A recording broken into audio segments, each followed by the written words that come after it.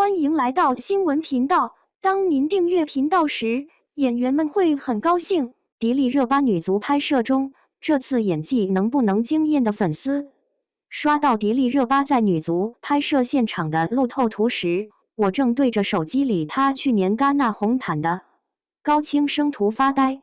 屏幕里那个踩着12厘米高跟鞋摇曳生姿的红毯女王，和绿茵场上挥汗如雨的短发女孩，恍惚间竟有些割裂感。但仔细想想，这种反差恰恰是她最锋利的武器。当娱乐圈还在为白瘦幼审美内卷时，她已经开始用肌肉线条和汗水重新定义女性魅力。迪丽热巴这次参与的是周星驰新片《女足》，原名《少林女足》，饰演一位从武术世家转行的女足球员。根据片场流出的花絮，她每天凌晨5点就跟着专业教练进行体能训练，从折返跑、头球、争顶到倒地扑救，每个动作都要反复打磨。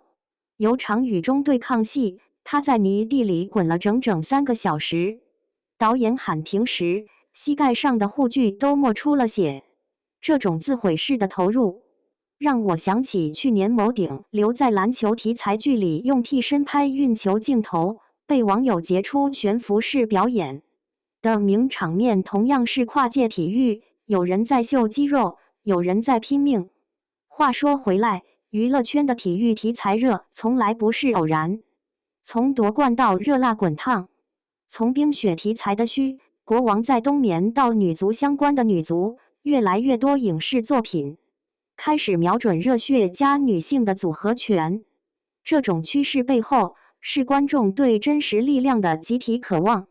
就像我楼下健身房的瑜伽教练，最近总在更衣室聊女足的路透。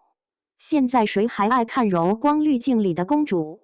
我们更想看到肌肉线条和伤疤。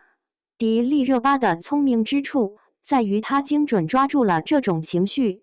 她在采访中提到，为了演好角色，特意去女足国家队驻地体验生活，跟着队员们吃水煮鸡胸肉，凌晨加练体能。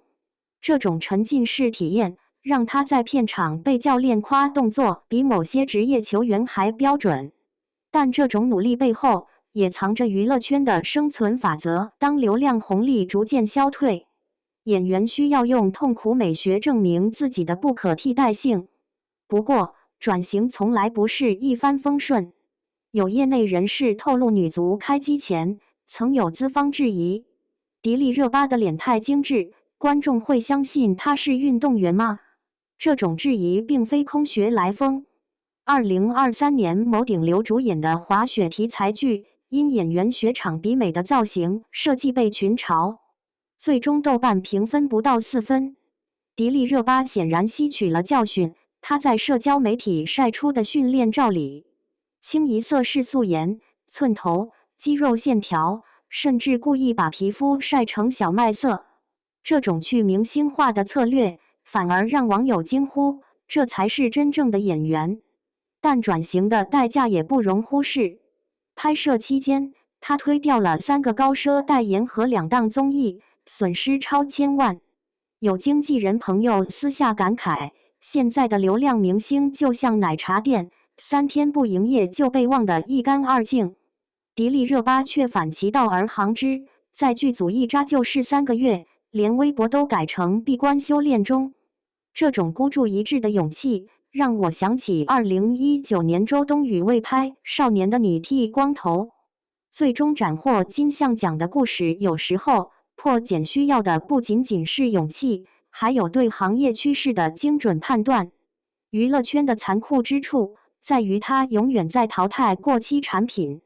看看隔壁某顶流，因单改剧爆红后疯狂接综艺，现在连偶像剧都接不到。再看看迪丽热巴，用5年时间从古偶花瓶转型为演技派，靠的正是这种逆水行舟的狠劲。记得有次采访，他笑着说，演员的保质期不在热搜，在角色。这句话戳穿了多少流量明星的遮羞布。当然，争议从未远离，有人质疑他用力过猛，比如训练视频里的青筋暴起被批刻意卖惨，也有人调侃她转型焦虑，明明能靠脸吃饭，却偏要往土里滚。但这些声音在女足杀青当天的热搜话题里都成了最好的注脚。当行业开始用角色而非热搜衡量演员价值时，迪丽热巴的坚持终于被看见。作为见证过她从高文到李长歌再到女足运动员的老娱记，我真心觉得迪丽热巴的走红是娱乐圈的一记耳光。当流量明星还在为粉丝控评焦头烂额时，她已经用5年时间完成了从花瓶到演员的蜕变。这种蜕变不是一蹴而就，而是无数个深夜的剧本研读，是为角色增肌10斤又暴瘦的极端，是在流量浪潮中选择逆行的勇气。站在女足拍摄现场的迪丽热巴眼里没有爆红时的慌张，只有历经千帆后的笃定。她在杀青宴上举着奖杯说：“这个奖杯不是终点，是提醒我要继续奔下去。”这句话或许就是她破局的关键。在这个 AI 都能生成演技的时代，最珍贵的永远是那股奔劲。